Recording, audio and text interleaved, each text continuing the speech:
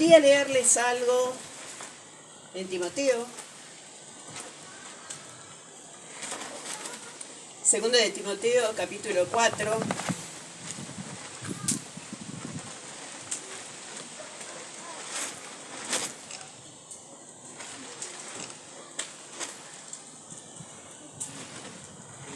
Dice: pero tú sé sobrio en todo, soporta las aflicciones, haz obra de evangelista, cumple tu ministerio. Timoteo fue un convertido, ¿no es cierto?, del apóstol Pablo. El apóstol Pablo fue su mentor. Y si vemos el primero y la segunda de Timoteo, vemos como Pablo siempre estaba aconsejándolo, siempre estaba, ¿no es cierto?, dándole la palabra que necesitaba, exhortándolo, animándolo. Y esta carta cuando la escribe, ahí mismo él dice que estaba próximo a partir. Así que todo lo que le decía iba a ser muy importante para Timoteo, para que él lo tenga en cuenta y para que pueda seguir paso a paso, ¿no es cierto?, con la guía de un mentor. Fíjese que si eran las últimas palabras que le estaba mandando, los grandes encargos que le estaba dando. Le dice, ¿no es cierto?, vendrán tiempos cuando no sufrirán la sana doctrina, sino que teniendo comezón de oír, se amontonarán maestros conforme a sus propias concupiscencias. Y nosotros vemos que esos son los tiempos donde hay tantas doctrinas adulteradas, doctrinas diversas, han puesto la palabra conforme a lo que más le gusta. Y acá el apóstol le dice a Timoteo que él no tenía que hacer eso, sino que tenía que ser sobrio, tenía que ser moderado, tenía que estar, ¿no es cierto?, atento a la doctrina que estaba, ¿no es cierto?, predicando. Que sea prudente y que sea vigilante, ¿no es cierto?, en la doctrina, que sea libre de toda influencia que pueda haber en este tiempo, y que predicara conforme, ¿no es cierto?, para agradar a Dios, sino para tener una congregación donde estaba conforme con los mensajes y todo eso, porque le hacía una vida cómoda, sino predicando todo el evangelio. Le estaba dando todos estos consejos, ¿no es cierto?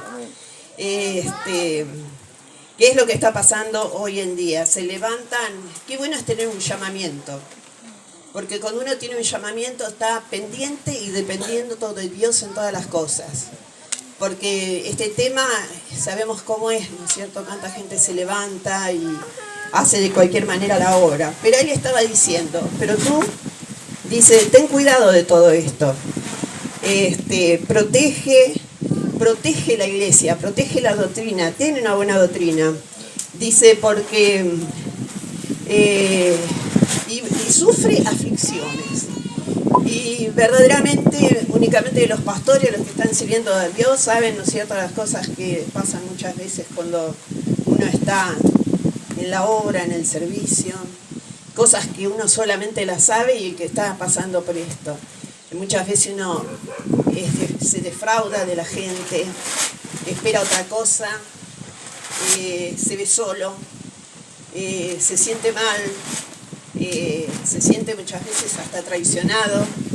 Bueno, pero todas esas aflicciones, Pablo también las había pasado y sabía que era bueno pasar por todo eso porque le habían dado una lección de vida, porque le habían dado experiencia y lo habían fortalecido, ¿no es cierto?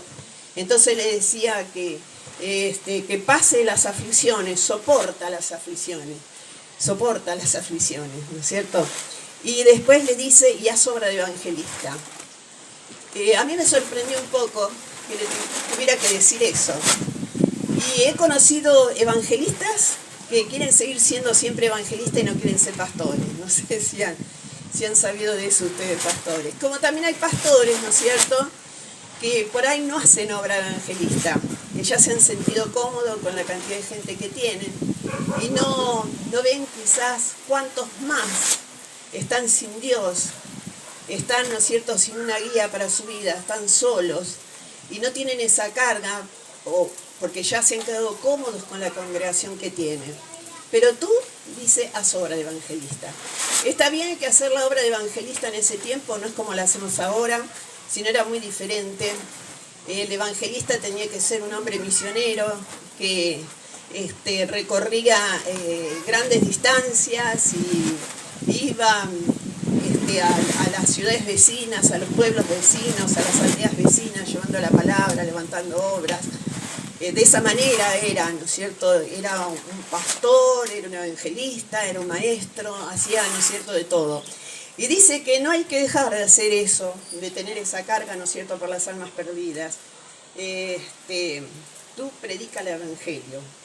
Dice, continúa, soporta las adversidades, dice, no se ve nada.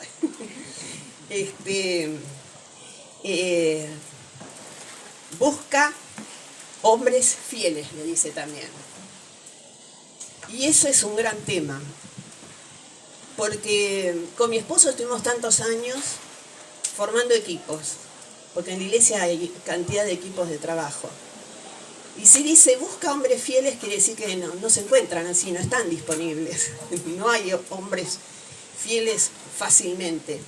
Fieles para la tarea, fieles para el encargo, fieles para lo que se comprometen a hacer. Constantes, que siempre se puede contar con ellos. Si es algo en lo que nos llevó mucho tiempo a nosotros, en Dolores, fue armar equipos. Y de todo sentido, equipo que evangelice, equipo que predique en las casas, equipo de música, de los músicos, equipo, ¿no es cierto?, de los que cantan, aún hasta da trabajo algunas veces, mire lo que le voy a decir, conseguir equipos de limpieza. ¿Cómo la gente que limpia el templo no es fiel? Se va renovando, se cansan, hay mucha emoción, muchas cosas así. Pero qué bueno, ¿no? Los consejos que le estaba dando de buscar gente que pueda, ¿no es cierto?, ser fiel.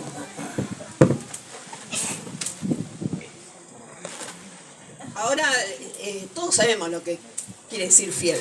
Me parece que se da cuenta, ¿no es cierto? Es aquel que cumple lo que promete, es aquel que se compromete, ¿no es cierto?, y siente esa responsabilidad, no con el hombre, sino con Dios, ¿no es cierto?, porque es lo que uno tiene que hacerlo con temor, porque cuando empieza a hacer algo, no lo empezás a hacer para agradar a los pastores, sino que has puesto la mano en trabajos de servicio, pero para agradar a Dios, porque lo hacemos para Él, ¿no es cierto? Que no busca, que no traiciona la confianza, que es constante, que se puede contar siempre con Él, ¿no? Y que no, bueno, lo dije, no traiciona la confianza. Si vemos la fidelidad, la sociedad ha cambiado mucho. Ya las personas no somos como antes, aún en las amistades cuesta tener amigos fieles, en los matrimonios, que haya fidelidad a través de los años, en los negocios, en tantas cosas. Es como que el hombre perdió esa característica de tener palabra, ¿no es cierto?, de comprometerse, de ser leal, de ser fiel, ¿no? Así que eso estaba instalado en la humanidad desde siempre, por eso, ¿no es cierto?, Pablo le estaba diciendo, tenés que buscar hombres fieles. Siempre ser fiel y ser constante en ser fiel ha sido algo que nos ha costado a todos. Y nosotros vemos muchos ejemplos en la palabra de cómo, ¿no es cierto?, hablaba Dios cuando encontraba hombres fieles. Cómo Dios los exaltaba, porque aún al Señor le costaba, ¿no es cierto?, ver, y Él que sabe todas las cosas, todos los pensamientos, más aún, veía cuando no había fidelidad. Pero cuando encontraba gente con fidelidad, la exaltaba. En Números, capítulo 12 y 7, yo se lo leo, lo tengo acá, no lo busque. Dice, no así será con mi siervo Moisés, que es fiel en toda la casa. Lo destacó a Moisés no, por su fidelidad. Después también habla, ¿no es cierto?, en 1 Samuel, dice, ¿y quién entre todos tus siervos es tan fiel como David? Fíjese cómo el Señor acentuaba, ¿no es cierto?, la fidelidad. En Proverbios también, hay muchos versículos, no les voy a estar leyendo todos, pero hay muchos. En Proverbio dice, Hay muchos que afirman ser leales, pero nadie encuentra gente confiable. ¿Se da cuenta, no? Qué triste es eso, que cuesta, ¿no es cierto?, encontrar gente que sea fiel, que se mantenga a través del tiempo, a través de los años, ¿no es cierto?, cumpliendo la palabra que empeña en el servicio, en todo lo que sea, ¿no? En el Salmo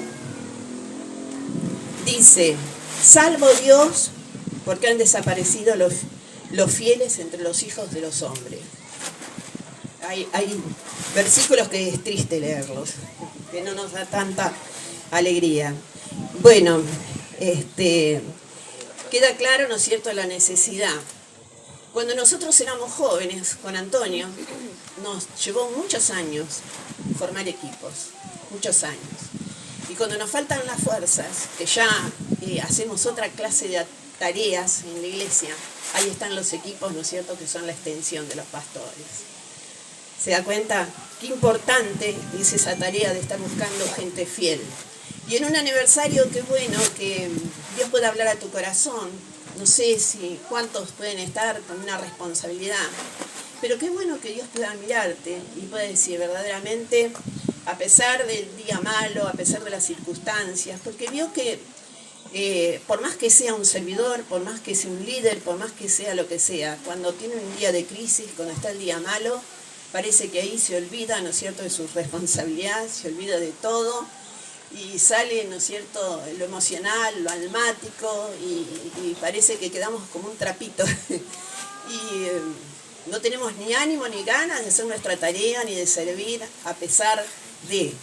Y eso es malo, eso no es ser fiel, porque el servicio tiene que estar sobre todas las cosas, porque es un compromiso, ¿no es cierto?, que tenemos con el Señor. Nosotros hemos tenido tiempos donde hemos pasado etapas con el pastor feas en la salud, hemos estado siempre ahí, ¿no es cierto?, adelante. Una vez a él lo internaron en plena reunión y bueno, nosotros con los chicos seguimos adelante. Otra vez él estaba predicando y le agarró como un desmayo y se cayó. Entonces lo auxiliamos, hicimos todo lo que teníamos que hacer, pero la reunión siguió adelante. Porque la obra de Dios tiene que continuar, a pesar de lo que me esté pasando, ¿no? A pesar de todo. Esa es la fidelidad que necesita los pastores, gente, ¿no es cierto?, que se juegue, como si han jugado ellos que han estado tantos años, ¿no es cierto?, sirviendo y trabajando, ¿no? Y sabe que servir es la experiencia más hermosa que puede haber. Yo esperaba que alguien diga amén. Amén.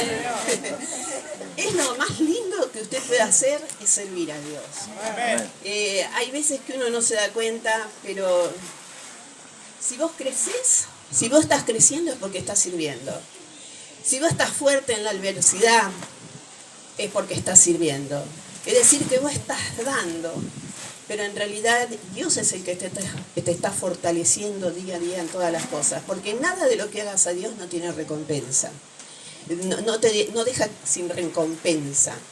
Y es tan bueno sentirse útil, poder hacer cosas, ¿no es cierto?, y más si es para Dios, con tanto que Él nos brinda día a día, ¿cómo no querer, ¿no es cierto?, ser útil en la obra? Y no solo eso, sino que nosotros tenemos que dar fruto, ¿verdad? Amén. Amén. Tenemos que dar fruto, ¿no es cierto? Amén. Porque dice que el Señor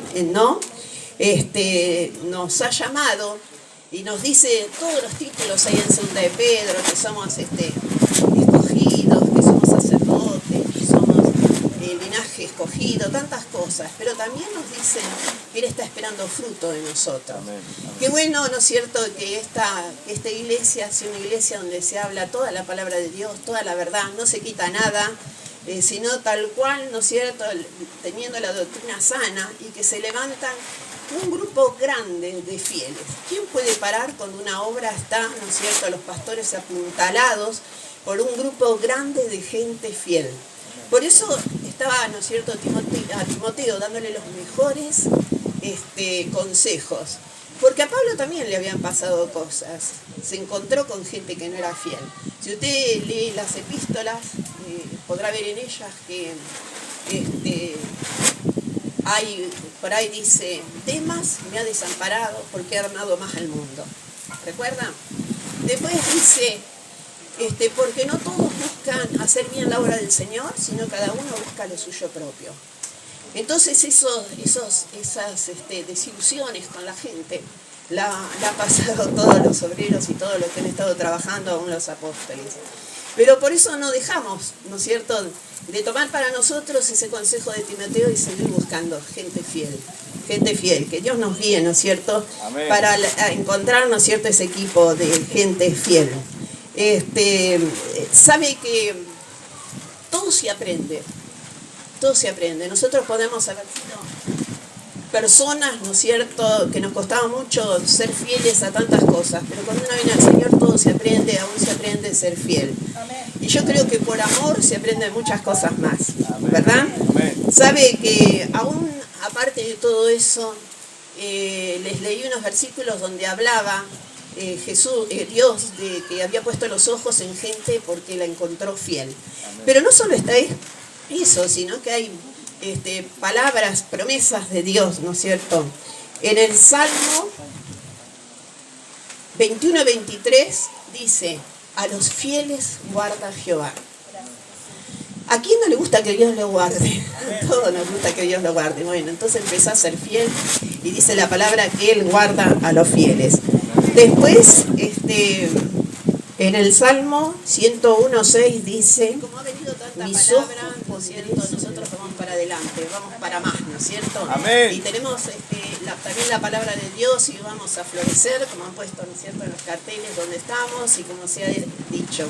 Pero qué bueno que podamos guardar la buena doctrina, a pesar de que los demás hagan lo que hagan, nosotros podemos estar en la buena doctrina. La buena doctrina de la palabra, la buena doctrina en la familia, el buen sacerdocio, ¿no es cierto? Hoy es otra cosa también que se descuida un poco, el sacerdocio en la familia, porque todos somos sacerdotes en nuestro hogar, no solo los pastores son los que tienen que estar mirando por que su familia sea un ejemplo, sino que cada creyente tiene que estar, ¿no es cierto?, celoso guardando su familia. Más aún con los tiempos, cuando los tiempos han cambiado todos y hay tantos peligros e influencias para la fe, ¿no? Y también, ¿no es cierto?, para animarlo, hermano querido, si usted ama al Señor, si usted ama la obra, si usted ama a sus pastores, que dé ese fruto de fidelidad en su iglesia. Amén. Amén. Amén.